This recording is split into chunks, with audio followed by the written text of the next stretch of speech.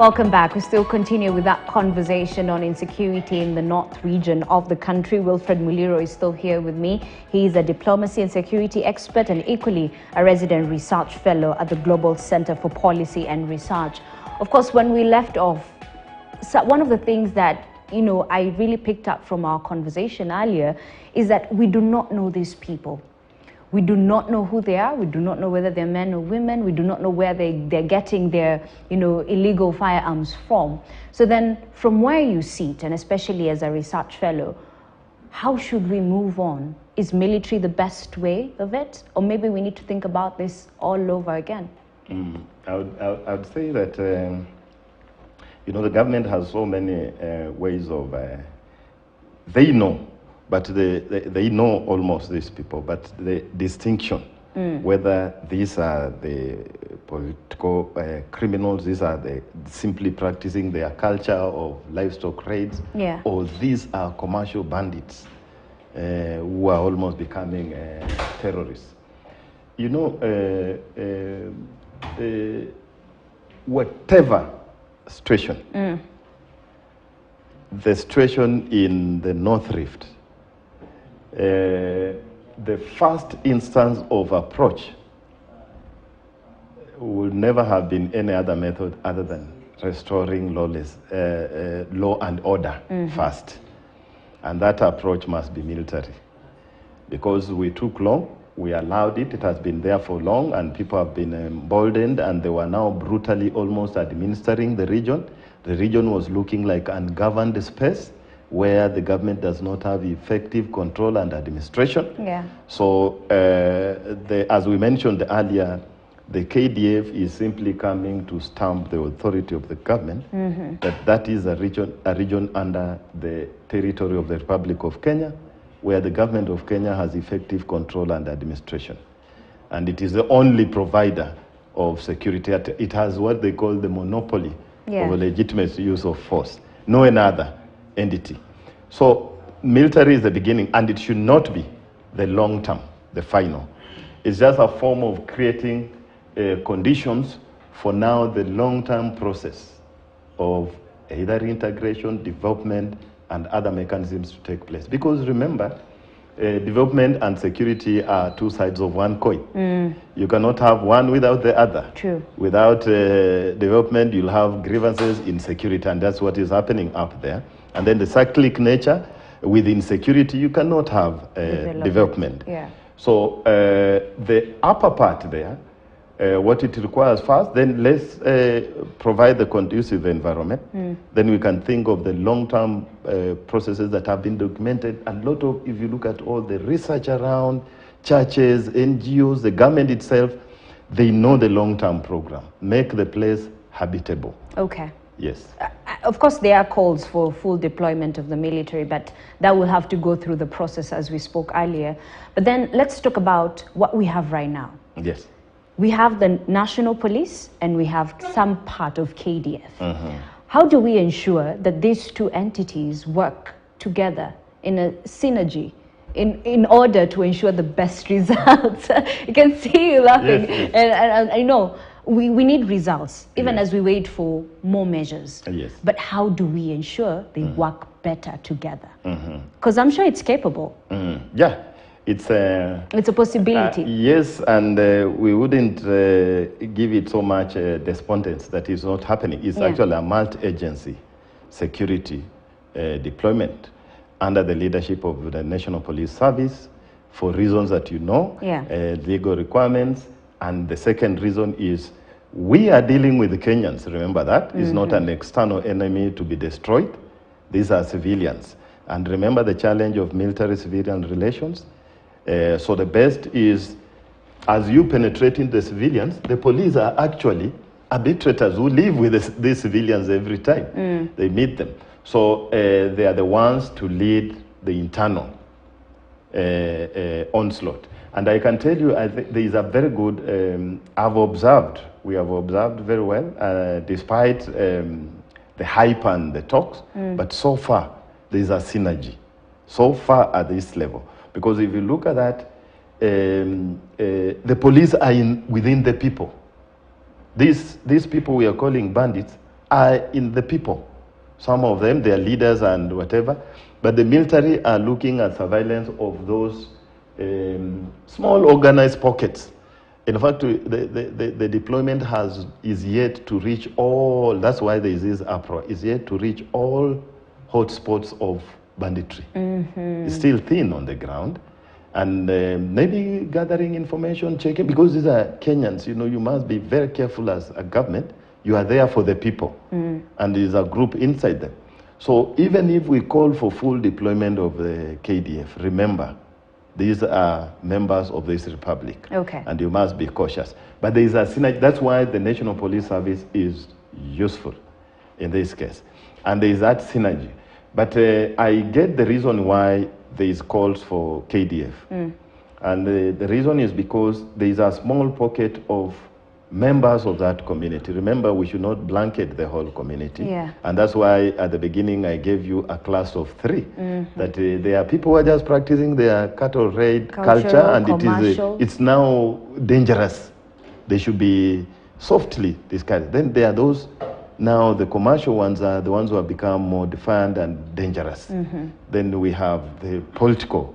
You want to rearrange political numbers. That's why you observed very well that during elections, you know, you want to win. So you destabilize people on one side, you promise them maybe guns even. So those are areas. But then, in my view, there is a synergy that is working. But we will require, as the members are saying, that those people who are showing some defiance, almost like militia organized, Professor Kindiki was talking about that, those are the ones that need direct, because they are organized and you can see them.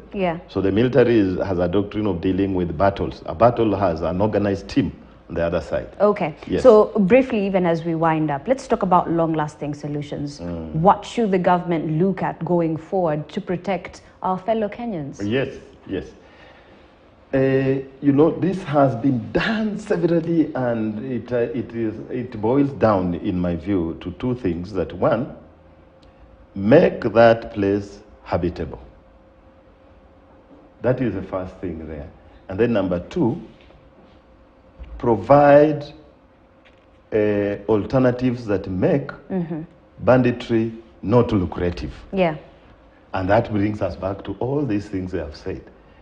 Construct roads, education, and schooling, electricity, make the place comfortable. But then there is it's not the only place. You know, you should also, as you talk about development, ask yourself, there are many marginalized places in this republic. And at the end of the day, you will go back and ask yourself that 2 things are almost standing out, which I mentioned.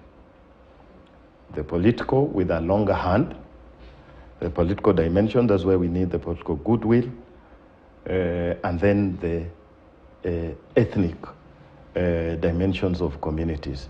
Because if you look at the whole region, even if we mapped and said Samburu, Laikipia, and what, it has come down to what we can call, somebody called Tuma, Pokot, Turkana, and Marakwet. At the end of the day, the dimensions are around those big communities in that region. So if the solutions were done in Mount Elgon, that involve don't work for the community, don't work for or on the community, work with the community. By that, let the community now for the first time stop what they always say. By the way, I come from Kitale, and for a long time, even when we were young people from Lodo, Turkana will always say, when they come to, they say, we are going to Kenya.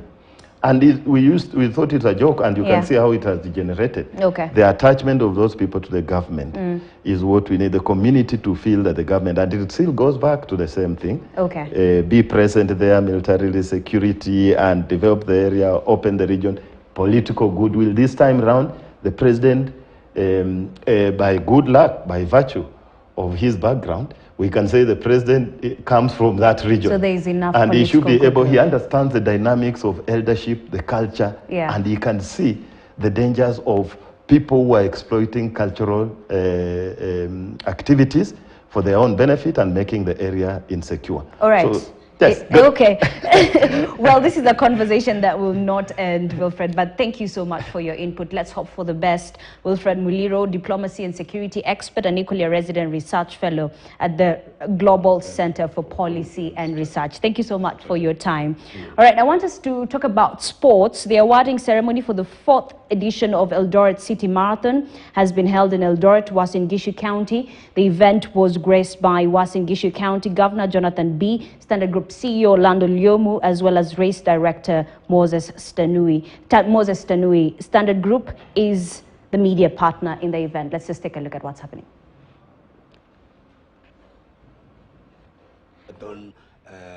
Competitors, and these people are running for climate change.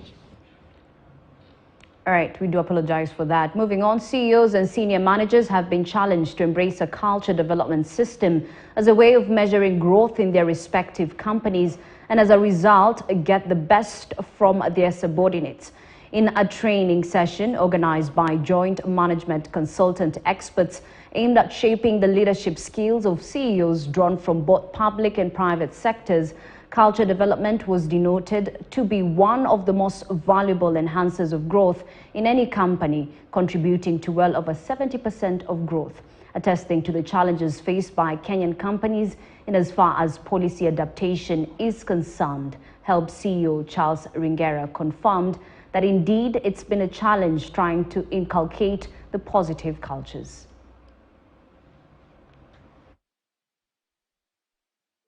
They are beautiful. If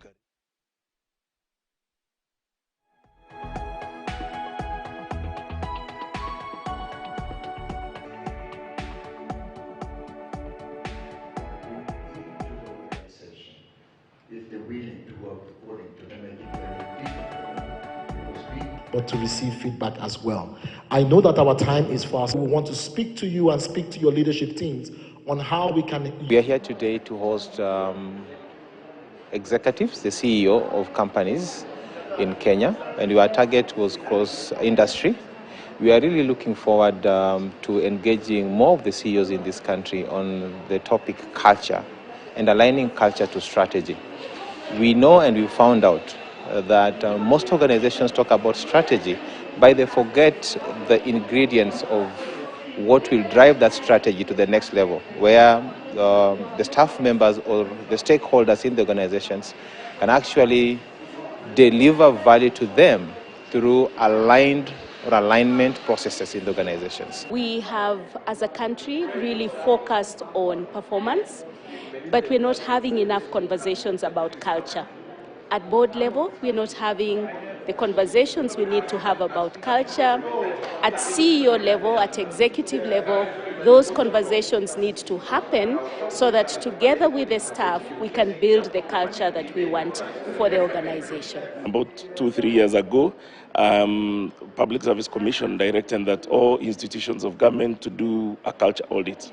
But then we didn't know what we were supposed to do with the audit results, or what are the implementation plans out of that. And then remember, the agenda will be set mainly by the administration of the day. That is one that will say how we are going to deliver, outside there. I can see it is changing, but still the change, just like an elephant, turns very slowly. I think it is turning, but turning a little bit slowly. So our organization brings a difficult topic that touches every single organization, culture, into the limelight, and talking about culture from a data analytics point of view. So how can you measure it to the extent that you can then use those results to better optimize ways of working inside an organization? The Arid and Semi-Arid Lands ASOL Principal Secretary Idris Dakota led a relief food distribution exercise in Kajiado County. According to the National Drought Management Authority, an estimated 2.6 million livestock deaths have been reported in the arid and semi-arid counties. Over 6 million people are facing food insecurity in 32 counties as the prolonged drought persists. The 32 counties are Turkana, Marsabit, Mandera, Wajir, Isiolo, Garissa, Tana River, among others.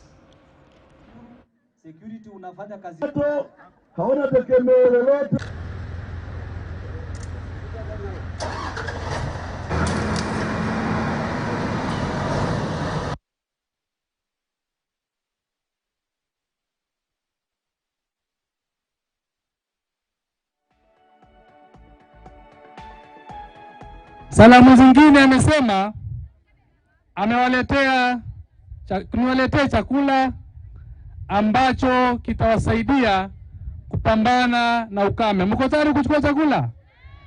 Tayari? Hebu pigie rais makofi. Na ya tatu amesema ukame ni kitu itakuja itapita. Kwa hivyo serikali imepanga mipango ya kuweza kuhakikisha kwamba janga kama hilo si chochote wala si lolote katika kuishi kwetu hapa Kenya. Na nyingine alimesema kwamba hakuna Mkenya hata mmoja atakufa na baa la njaa. Ukame ataweza kupambana nao na kuhakikisha kwamba Wakenya, hata Mkenya mmoja hatakufa na ukame. The Ugandan Parliament tabled the controversial anti-homosexuality bill for first reading in Parliament. The law seeks to prohibit and criminalize homosexuality and accords a punishment of 2 to 10 years in jail.